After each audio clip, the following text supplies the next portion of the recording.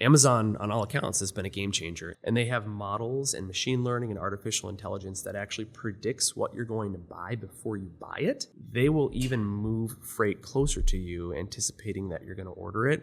The other side of that is they're able to do it in a way that decreases their cost. So to kind of step back and say, we can better serve our customers to increase our revenue and do it in a way that decreases our costs. That's a beautiful thing from supply chain. From the products you buy to the food you eat, supply chain and logistics are an integral part of our everyday lives.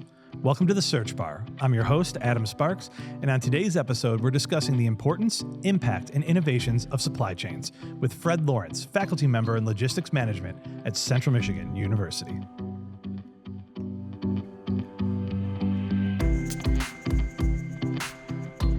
Let's do it. Let's talk about supply chains with Fred.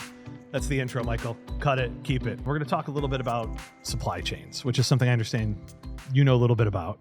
Yes. And I figured we should probably level set and sort of explain what is a supply chain.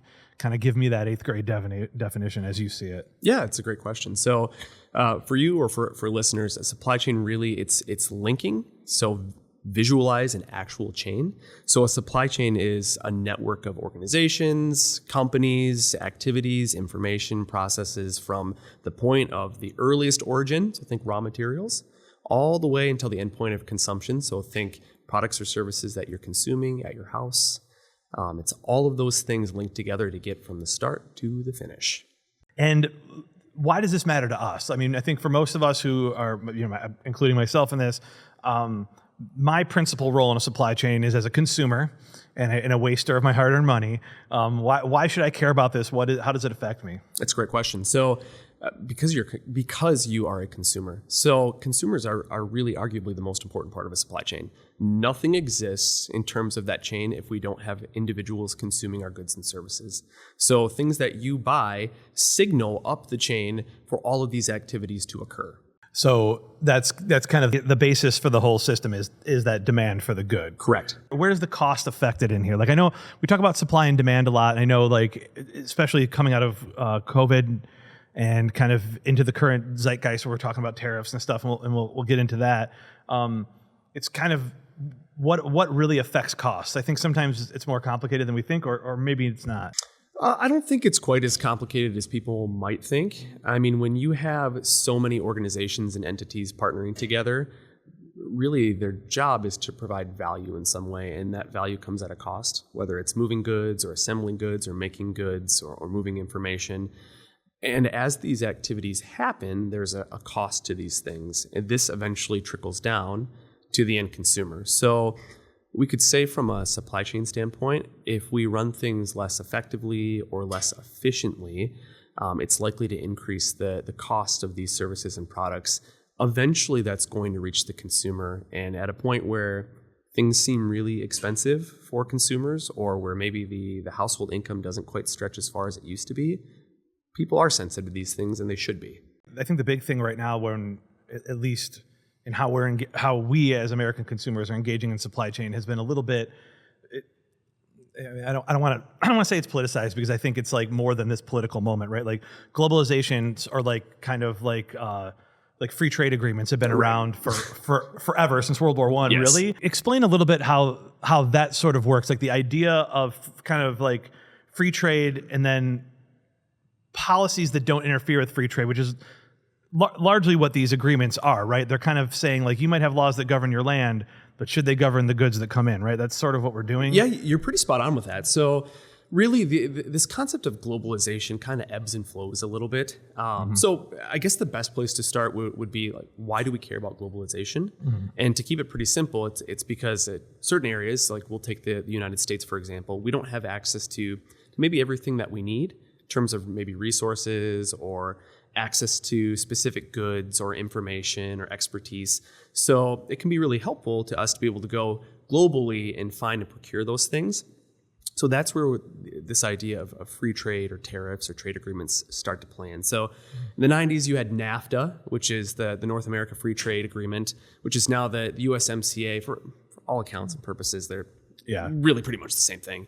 But what those do is those lower what are called tariffs on goods that come really into the United States or between these countries. And free trade agreements exist really to essentially free up the trade between countries. Now, it's not uncommon for the relationship between countries to involve things like tariffs, which really it's just a tax on goods coming in, and it exists to create revenue. And but really what it can do is it can increase the cost of products and goods. So when countries have free trade agreements, what they're trying to do is facilitate working together between organizations and citizens and entities between these countries to facilitate the actual trade of products. I'm going to make an assumptive statement, and please correct me as the expert here. I mean, and one of the reasons that these things have become so important, and I think so much more talked about, is so many of the products we consume are coming from so many different places to be assembled, right? Like Absolutely. Just anything electronic, right? The cameras that are recording this podcast, the microphones, definitely like an iPhone or a Samsung phone, right? There's probably 12 countries products in that's getting assembled, in the case of like an iPhone in China. Any disruption in that is probably going to have an effect on either availability or cost, correct? Absolutely. Yeah, you're spot on. So, I mean, and that's one downside of global trade is that it can create disruption. We'd say it impacts the supply chain's resilience, which is really just its ability to be resilient to disruption. But, I mean, what's the alternative? Only sourcing locally and not having access to maybe those things that we need from various countries around the world. So there's trade-offs.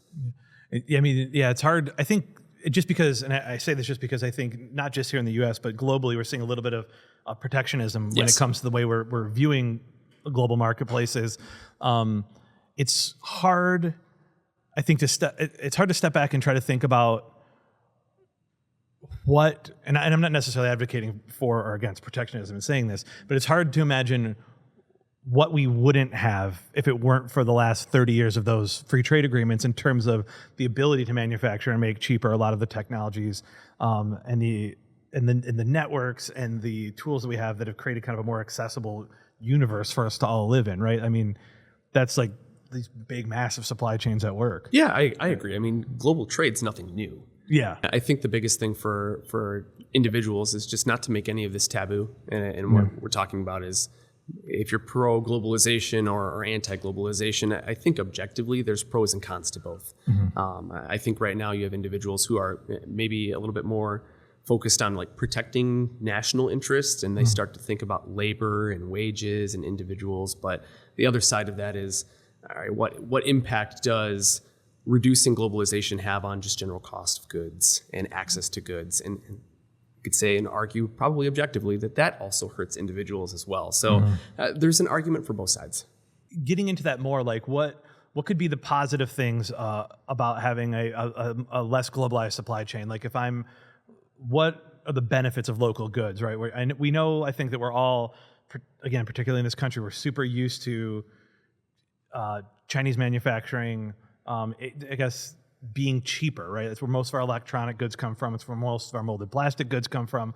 What does the world look like? What's the benefit if some of that shifted?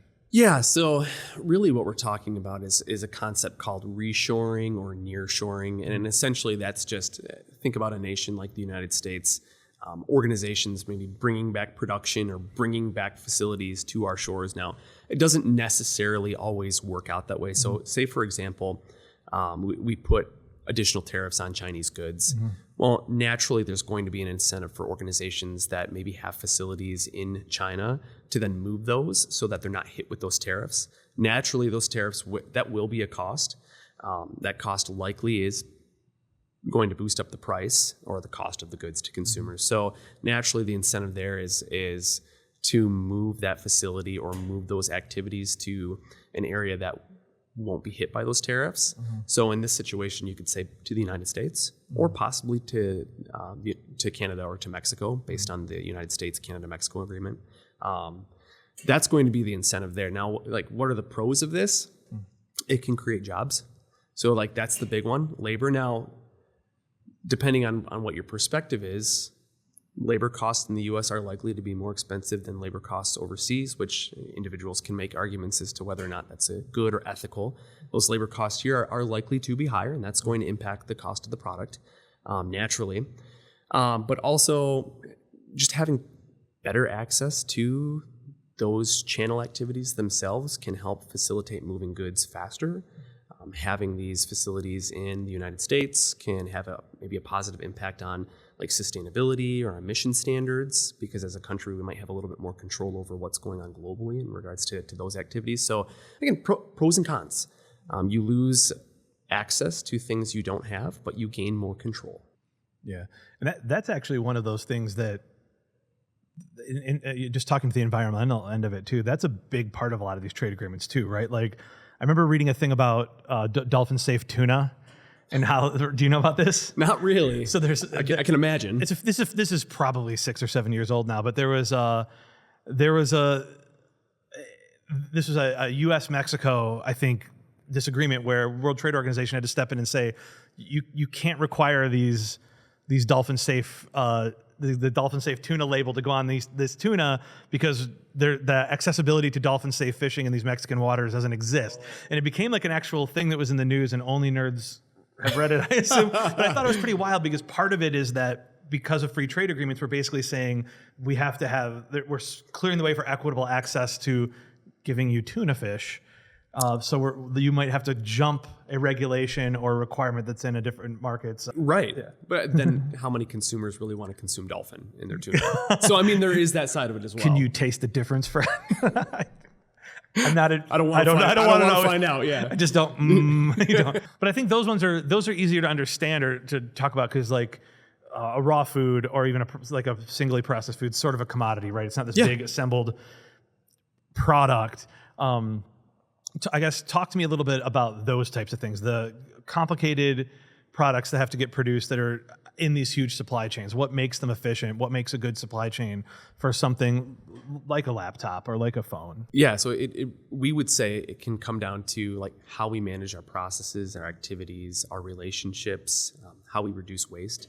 So in supply chain management, we're really keenly focused on efficiency and effectiveness, and that's a theme that really kind of iterates throughout all things we do in supply chain. So we're focused on performing activities correctly the first time with no additional error or waste. So when we buy things, we want to buy the right amount of things. We don't want to buy excess. When we move things, we want to utilize our assets to the fullest capability. We don't want extra. And that's kind of what we're talking about with supply chain. Minimize the excess. We don't want to move excess, because ultimately these things are things that are not of value to the end consumer. So you might have heard the term lean. Yeah. That's something that resonates with many different supply chains. Now, to be fair, different products, different supply chains themselves vary, but generally speaking, we want to focus on the efficiency and minimizing the excess. Things like inventory and the movement of inventory, keeping that to a level where it exactly meets the requirements of what consumers want when they want it.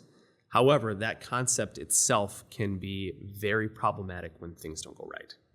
So is there an element of prediction that has to exist in there for who does this well? Is there a company, is there a product that does this really well? This is going to be a shocker to your viewers, but Amazon does this incredibly well. It might not be. There's lots of jokes about people getting run over by the Amazon robots. I mean, the uprising hasn't happened yet, right? The Amazon robots have been very, very helpful in terms of efficiency and effectiveness. But Amazon does this remarkably well. And this kind of leads to a conversation of how do these organizations use data, and how do they use technology? And these are kind of the new and more cutting edge things in supply chain recently and in the future that are exciting, that are going to make supply chains run faster and more efficiently and more effectively.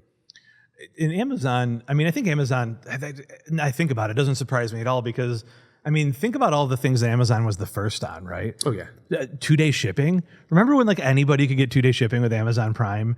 And I think that's wavered a little bit. Like I noticed that, like especially this time of year, we live in a rural area up here, so maybe we don't count. That doesn't count. It doesn't. Yeah. When you can get same-day shipping in a metro area, but like that was at the time. If you wanted 2-day shipping, you're paying $48 for a 1 pound package, right? It's groundbreaking, but it really speaks more to, again, circling back to one of the very first points we made, was the consumer. Yeah. Right? And what's the standard for the consumer? How does the industry and the market operate? What does the environment look like? And Amazon, on all accounts, has been a game changer, and it's had a ripple effect through really any major organization that does retail, and small as well. The standards have changed. So for competitors, how do we keep up? Yeah, what have people had to do? I mean, I guess obviously there's faster shipping, but I think you're absolutely right too, because I can remember the first Christmas where I'm like, I could buy almost everything I want on Amazon right now. Yes. Like the pressure for me to show up in store felt really low. And it's not that long ago when you think about it. It's maybe 10 years ago. Yep. If that, maybe 8 or 9 years ago. What have people had to do? What's been the big change that you've seen, and not, not just in the shipping, but like in the overall way that these retailers have had to like fulfill orders? Yeah, well, naturally we've had a shift more towards electronic retailing. Yep. It comes down to convenience, is really what it is. And Amazon has really driven that, especially from a consumer product standpoint.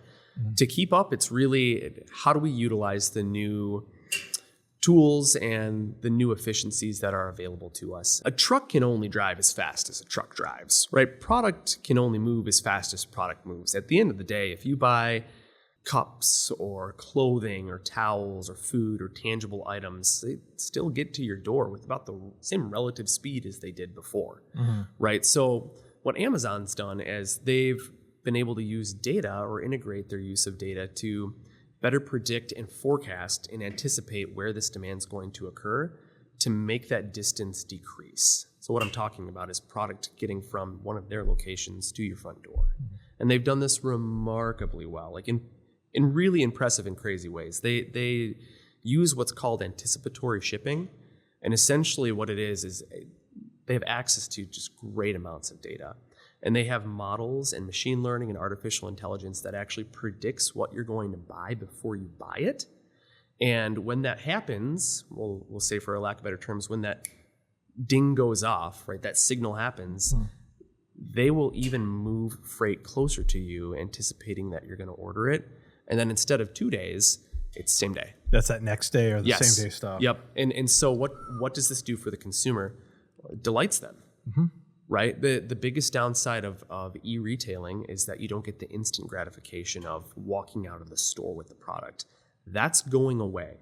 That's going away by being able to leverage data and these really, really refined models. The other side of that too, and this is why I love supply chain, the other side of that is they're able to do it in a way that decreases their cost. To me, that's just mind-blowing. It's so cool. So the way I look at it is when we perform activities in supply chain, it's our job to do these activities to the best of our abilities. Why? Because it lowers our cost. So from an organizational standpoint, when our costs are lower, our profit margins are better, or if need be, we can pass that savings on to consumers to become more competitive if price elasticity is a big issue for us. So in supply chain, as we leverage these new tools, we can actually better utilize our assets. We can picture an Amazon truck, like a semi, moving to a distribution center. We can better utilize those trucks by using like forecasting, anticipatory shipping to decrease those costs. And if we do it right with great accuracy and get that product there, we can then actually decrease the time to get it to your front door, which should have a positive effect on revenue. So to kind of step back and say we can better serve our customers to increase our revenue and do it in a way that decreases our costs. That's a beautiful thing from supply chain that we try to accomplish. And it's very, very, very difficult to do that. Yeah, and it seems like Amazon knows when I want something too, because if I'm not buying it, they're pushing the ad in front of me too, right? Yes. Which is like, I know that's outside of the supply chain, but you're talking about that. I mean, all right, I guess where does that marketing piece fits in, right? So I'd say marketing's critical. Yeah. So, and to put it another way, I'm going to really sound like a supply chain diehard. Marketing makes a lot of promises, and we fulfill those promises. So we have to understand that. But from that standpoint, when marketing's doing those promotional things, they're using data as well. Like they have access to a lot of the same tools that we do, and they're just really trying to build need recognition in consumers. Like, don't you need more dog food this week? Yes. Come on, they know the time has come. Yep, absolutely. So we used to do things like that at Meijer, where it's like, okay, let's measure what end perks worked well, or what promotions or tie-ins worked really well. And if this product's not moving, let's just kind of ping them with this and get this inventory moving. Sort of like when I open my Meijer app up and it tells me the things I buy the most immediately. Yeah. I mean, naturally. And sometimes you're like, oh, I will need grapes by the middle of this week. Yes. I have 3 teenagers, so it's like grapes. It's not Cheez-Its. It's not rocket science. No, it's got just me figured behavior. out.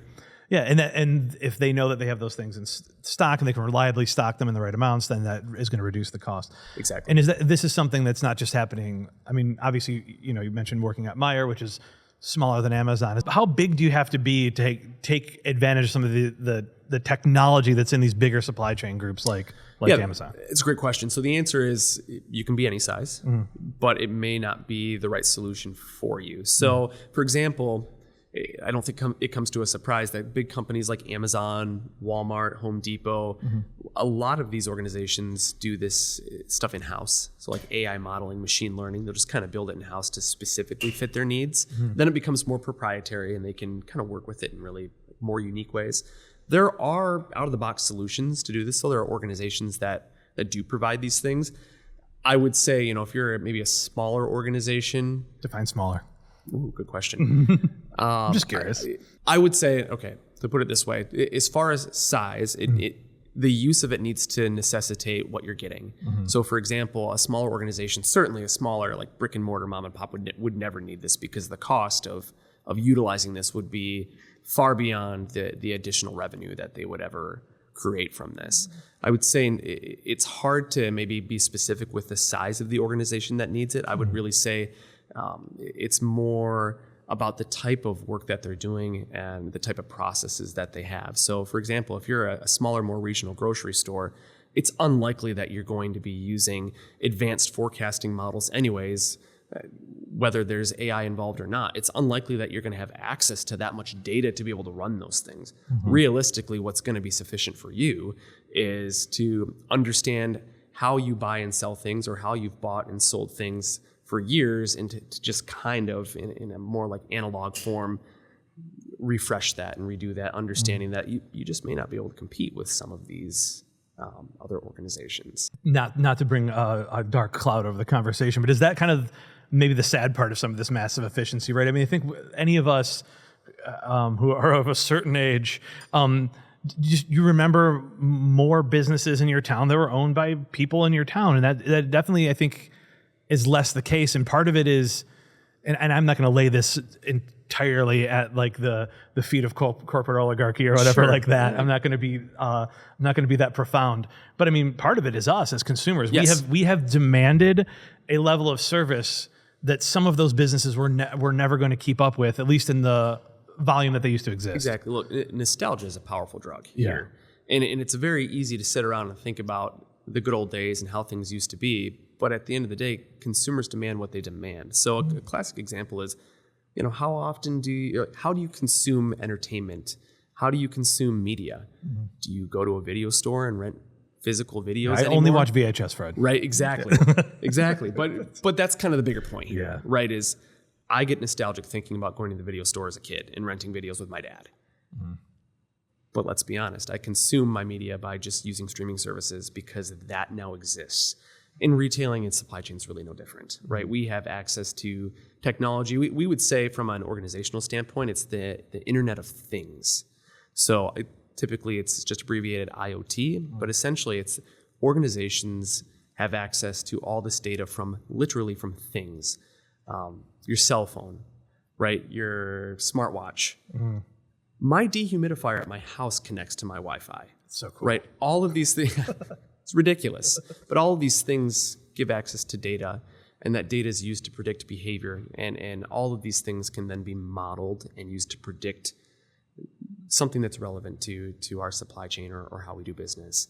So consumers are looking for efficiency, whether they care about the state of small business or not. It comes down to how they behave, and largely consumers value efficiency. Well, because do you think there's a component, the thing that always struck me, I had a college roommate that worked at Circuit City. Remember Circuit City? Yeah, of course. Another victim to the giant, to basically to online retail. Electronics, I worked at Media Play when remember Media Play? I don't remember Media Play, forgive me. It was, Best Buy actually bought it and then shut it. It was books, movies, music, right? It was all in one place. It was kind of a Best Buy competitor, but Circuit City was definitely the bigger of them. In fact, I think Circuit City may have bought Media Play at one point, and then Best Buy bought it from them, and they all ended up going under. Yes, but Circuit City, I had a college roommate that was working in there in the very early odds, 2002, 2003. I'm an undergrad, and he at the time is making like $40,000 a year working part time at Circuit City, and the reason is commission sales. So this is back when electronics stores used to have commission sales, and I always think about him and how insane it was, because we were all we're all working for like $8 an hour, and he's just making money because at the time this is Circuit City in Ann Arbor, and you got like kids who have, let's just call them more well-to-do parents than mine, were moving and buying those early versions of LCD TVs and stuff. If we could only go back. And he would just, but he was right on the cusp of a thing called CNET.com. And CNET is just you probably may be familiar with it, but it's a website where you can get reviews on electronics. And a lot of what was happening to him is even in 2003, people were starting to come into the store and they didn't need an expert to sit them down in the audio room and sell them a bunch of stuff. And I suspect that has sort of been a huge thing with almost all retail, where like the value of me walking in to even Best Buy now and having a TV sales guy who knows all the TVs and can pitch me, it's almost pointless, because I'm going to know what TV I want the second I get there. And in fact, if Fred tells me too much about the TV that's similar to the one I want, I might just be annoyed with him. You know what I mean? It's worse than that. Yeah, it's actually worse than that. It's worse than that? Yeah, this is called cross shopping is the term we use. What is that? Cross shopping. Cross shopping? Yeah. So this almost put Best Buy out of business. And it's essentially, again, all of this supply chain stuff fundamentally comes back to the consumer, because they pull everything through the chain, right? We must have the consumer. And so it comes back to what they value. Now with like Circuit City or with Best Buy, part of their value historically is we're going to have this giant building and it's full of inventory, which costs us a fortune, but we're going to have these display areas and we're going to pay individuals to be knowledgeable on these things, to kind of sell these to you, but to provide you with information, right? And this labor increases our cost. This cost has to, at some point, be passed on to the consumer. Otherwise, we literally cannot operate as a business, right? If we don't cover our costs when we sell things, what are we doing? So the cross-shopping is a term that we use, and it's essentially, to give you an example, it would be going into a store like Best Buy, looking at a product, going on your phone, finding it online for less, and then buying it. While you're standing in Best Buy. Exactly. So I've probably done that. Who hasn't done that? Let's be honest. Who hasn't done that? I know I have. Because as a consumer, price is important to me, especially on higher margin goods like electronics. It is. So that's got to be so frustrating for Best Buy, because you're paying individuals to provide something that is of value, information, right? Confidence, to decrease, cognitive dissonance and regret, to teach individuals how to use this product and to weigh out their choices to buy the right product. And then you go to do that and they don't buy from you. So they've taken all this cost, but you're not actually closing on that and getting value. And then I believe Best Buy went as far to do price matching with like online retailers. And so they had to then lose that margin, and they still had that cost, and they were selling things at a loss, and it almost put them out of business. They had to change. They strike me as a company that like really somehow like came out of the nosedive that was online retail, right? I mean, like even we have an ABC warehouse that's in town still, and that one always shocked me, because that was the quintessential TV salesman in a corduroy jacket electronics store, and they've kept them open somehow. Yeah, well, growing up as kids, like we didn't buy a lot of TVs growing up, but when we did, it was a big deal, right? Like we absolutely were going to the store to get this because we needed to make the right decision for the amount of money we're spending on this, but consumers just don't shop that way anymore. Like they just don't. They can buy all sorts of things online and feel confident in ways that they didn't in the past. Yeah, people are informed in a much different way, right? I mean, I feel like there's some industries though that like you were talking about the automotive industry, where like, obviously the assembly line is probably the most famous supply chain, I guess, in terms of the way it operates. Definitely. And this is speculative. I have no expertise, but it feels like a lot of these things, because cars aren't it. I mean, like I think automobiles has been the big one. Homes, that's been going on for 30 years in the U.S. But the other one, since COVID, was groceries. I just don't see them going back down. I think, despite all of the politics and the arguments and everyone wanting to be an amateur economist, it strikes me that if I'm one of these companies and I'm still putting the volume out, why am I going to sell milk or corn or a car for less? Like, why? So exactly. So part of it is why. Like organizations need to be incentivized to do things.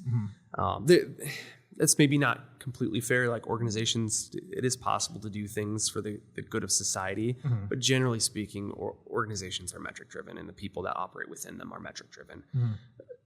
I worry about the price of food and things like that not going back down, because the margins, when we say margins, think markup, it's razor thin. Yeah. So when you work with a super center, or when you look at organizations that have like a large, we'd say, product mix. So for example, a super center like Walmart sells food, but it also sells pharmaceutical items, clothing, electronics. We'd say it's a large mix. Yeah, friggin' everything, right? Yeah, the food's not making them a ton of money. Like no, it's getting people in the door. Exactly, it's getting people in the door. These are essentials that individuals want to buy. You need them in you need to bring them in, right? Food is still largely bought in person, whether that's coming curbside and picking it up. I mean, there's at-home delivery, but you need to get people in. So we can't blow the price of food up too much, but we do need to have some sort of a margin. And some food's sold at a loss. Yeah. Some food are loss leaders for that reason. Consumers demand them, and they're incredibly price sensitive to it. But for organizations like super centers, it's not uncommon to have those margins be really, really small.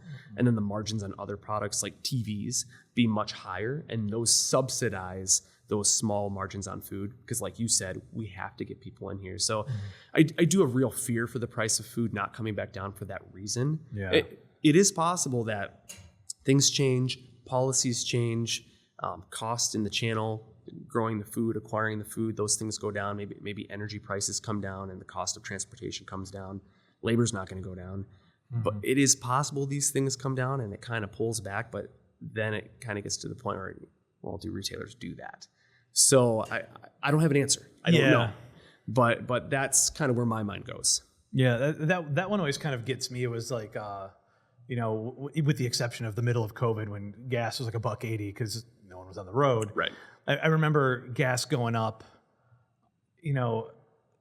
when it started to get into like that 275, 280 range and 2015, 2016, 2017, right in that range.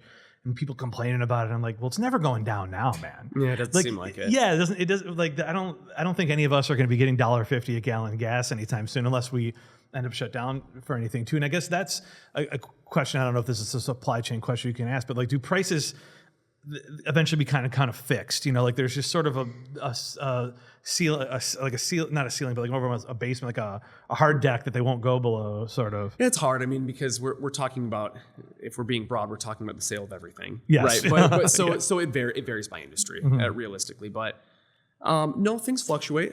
Right. Yeah. It really comes back to the industry and the elasticity to price, which all that means is how sensitive are consumers to changes in price. There are some things where consumers just won't pay more. Like they just refuse to. So I think organizations want to find out. They wish they knew exactly what that was, and they would charge the most that they possibly could. But it's just not always information we're privy to. But at the end of the day, when energy prices are high, when gas prices are high, it has a trickle effect on everything. I worked in transportation and logistics for years. And when those transportation costs are high, that cost does get passed on. There's no way around it. When we're using things like plastic packaging, which comes from all plastics come from oil. When those oil prices are high, we see that cost go into the price of the product, and all these things contribute. So I think people really feel it at the pump, clearly, but they're feeling it in other ways as well, with the prices that they're paying at the store. What do you think? What are the big technological changes we're going to see that are going to push or pull the way supply chains operate? We were talking about like labor shortages in automotive industry, right. Driver shortages. I know are a thing basically everywhere. Are we going to see?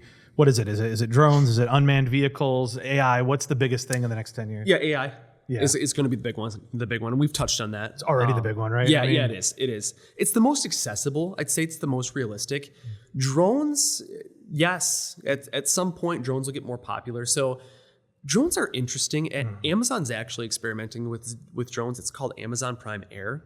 They've only piloted it in a couple cities, and essentially, it's using drones to get product to you. There are constraints with this though. So like the amount of weight that it can carry is a big constraint. So I don't know what that weight cap is, but these drones can't be much. It can't be much. Yeah. And the big thing is the cost of the tack is restrictive. The battery life. So that battery life constrains the distance. So that becomes an issue where, I think, don't quote me on this, but I believe right now the battery life is only about 30 minutes. So that acts as a big constraint to how much they can use things like drones to deliver. But you think about it in maybe more specific uses, like being able to fly in critical items for emergencies. Like that's really cool, and that's definitely part of the supply chain, right? We don't think about it as much because it's not retail, but it's definitely things that we With think like about. the hurricane in the Carolinas this year or Absolutely. something like that, being able to get blood or penicillin or Absolutely. I don't know how much blood you could put on a drone. I picked something that you need in an emergency. No, but realistically, right? Small things that you might need is critical. But other things that we're seeing, I mean, automation's the big one. So right now we're seeing a lot of automation, and there's a lot of reasons for this. But I would say, from a cost standpoint, over time, like the return on investment in automation in supply chain usage is typically pretty quick and pretty profound. So, for example, it's not uncommon to see warehouses become fully automated. That's what we did at Meyer. We're building warehouses that are fully automated. It allows us to make the warehouses taller so that the geographic footprint's smaller, which if you think about it, just means less land that we need, which is actually very beneficial. It allows us to operate more efficiently and faster than human labor. And again, I'm not trying to knock on human labor, but You're not driving a high-low through there. And correct, which, there are efficiencies tied to that. You don't have to worry about things like injury. Things like theft and loss go down. And with facilities like that, the ROI or the return on it, it's like sometimes less than 5 years. And then from that standpoint, those labor costs are largely reduced. And that's a boon to the entire supply chain. Now, the downside is you do lose human labor. So there are perspectives that people are probably concerned about that, and I think there's validity to that. But from a strictly operational cost standpoint, that's a huge efficiency. Recently, what we've seen are port strikes on the East Coast. And maybe you've heard of some of those. The labor union for the ports on the East Coast went on strike. And basically, labor unions are there to advocate for labor. This is nothing new. But one of the biggest bargaining points they were trying to make was increase wages, which is, again, nothing new for when labor unions are competing and striking, but also limiting automation. And that's one, I think, when people heard about this on the news, if they did, they kind of maybe didn't understand that piece. I know for me, working in supply chain, my knee-jerk reaction can always be, well, why would we not have automation? Well, because it decreases jobs at the end of the day. And so there are ports in China that are fully automated, and it just decreases the cost. So we see a little bit of that back and forth, especially with labor unions kind of fighting against that to protect jobs. But I think automation's here. It's not going anywhere, and it's only going to become more advanced. As far as drivers go, we've been suffering from a driver shortage for a very long time. And the biggest, it's going to sound cliche, the biggest driver of the driver shortage, forgive me, is those are tough jobs. Those are very, very challenging jobs. And they're highly regulated, which in my opinion, I think is a good thing. It's for the safety of the general public. But drivers work long hours. They're away from home. Generally speaking, it can be a very unhealthy lifestyle because you're on the road a lot. You might not have access to healthy food like you would want. You're constantly on the go. And just the requirements from a legal standpoint, a regulatory standpoint, and for the organizations that hire drivers, those requirements are very stringent. They're very, very tight. It makes it a difficult industry to get into, and maybe one that doesn't always appeal to individuals. So we have a driver shortage. So organizations are looking into autonomous drivers to kind of combat that. I don't think that technology's close. It's not there yet. No, and I think, my own opinion on this, so please don't quote me, but I think the infrastructure in our country needs to really advance quite a bit.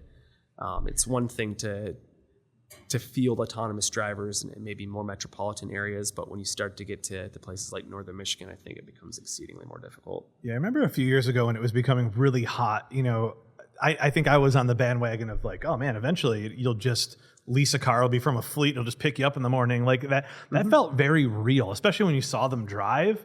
But to your point, and again, I don't mean this to be cynical, but we also live in a country that can't seem to muster a high-speed rail. Right. So it feels weird that like you said, that we'd have an infrastructure that would appropriately and safely allow these things to spread really widely. I just don't see it right away. But keep in mind, and I'll put the tinfoil hat on, things change quickly. Yeah. Right. Like you have to stop. It's easy to become normalized with how life is right now, but you have to look. You have to look in the past. If we rewound 10 years and we looked at how we operate right now, I'm sure there's a number of things where we go, wow, I didn't really see that happening. And so stuff can change quickly, and it does. So It's hard for me to predict exactly what will happen, but I'll say the technologies that help us to be the most efficient and effective as possible, that become more accessible, will happen. Is there anything else that's coming that you're excited about? Or is there something you think we might see in the next year or two that we could? It's either going to be in terms of how we're getting stuff or how we're engaging with it. Like what's this close, or is there anything that's this close? Anything super profound? Well, not necessarily profound. I mean, what are you geeking out about? I geek out about data. Yeah, that's it. So I mean, I hate to go back to the pond there, but it's the artificial intelligence. It's the predictive modeling. Is in finding ways to increase the accuracy of how we predict demand. Yeah, is going to help us to operate more efficiently than we ever have. So that to me is very exciting, and I don't think that we've even reached the peak of what we can do with that. That's what I get excited about, because at the end of the day, it's somebody who worked in supply chain and now teaches supply chain management. Product still has to move. Mm-hmm. Until we can Star Trek beam things to other people, we still have to move product. And so information is going to really help us do that effectively. That's the stuff that gets me excited. I think it's okay to geek out about that, because you are teaching young people about that. Let's talk about that for just a quick second, because I think it's worth acknowledging. We're at a university. We work at a university here, and what is the career outlooks? What kind of jobs do you see young people getting who are getting into this as part of their College of Business Administration experience? Oh, it's vast. Yeah, it's vast. So I mean, by its definition, supply chain covers a lot. So we see students working in operations. So when we think operations, think production and assembly. It's a little bit more expansive than that, but generally speaking, demand management, supply management, forecasting, distribution, transportation, supply management, inventory management, all of these things. We see a lot of students going into customer relationship management, which sometimes students that come into logistics management or supply chain management don't think about, but essentially managing customers and their expectations, and then measuring how well we perform, things like on time, in full, damage, perfect order, managing these things, then going back and when these things don't work out well, fixing those problems. We see our students going into just many, many different career paths.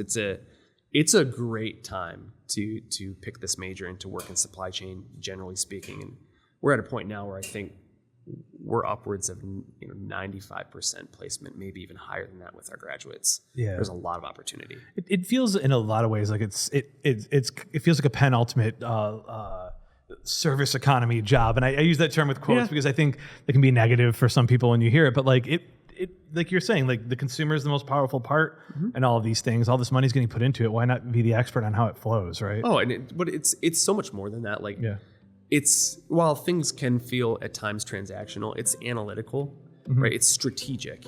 So if you have an analytical mind, you like solving problems, maybe you like doing puzzles, it's probably a great field for you. Yeah, you heard it here first. If you got an 800-piece or 1,000-piece jigsaw puzzle for Christmas this year, come to Central Michigan University, College of Business Administration. Frank's got a class for you. There you go. Fred. Sorry. The microphone went with me, my phone. We can just keep Frank. Fred, thanks for coming in today, man. It was great to meet you. Yeah, thank you. I know a little bit more about supply chain management now, so hopefully we'll do this again sometime and I can learn a little bit more. Absolutely. Awesome. Thanks for stopping by the search bar. Make sure that you like and subscribe so that you don't have to search for the next episode.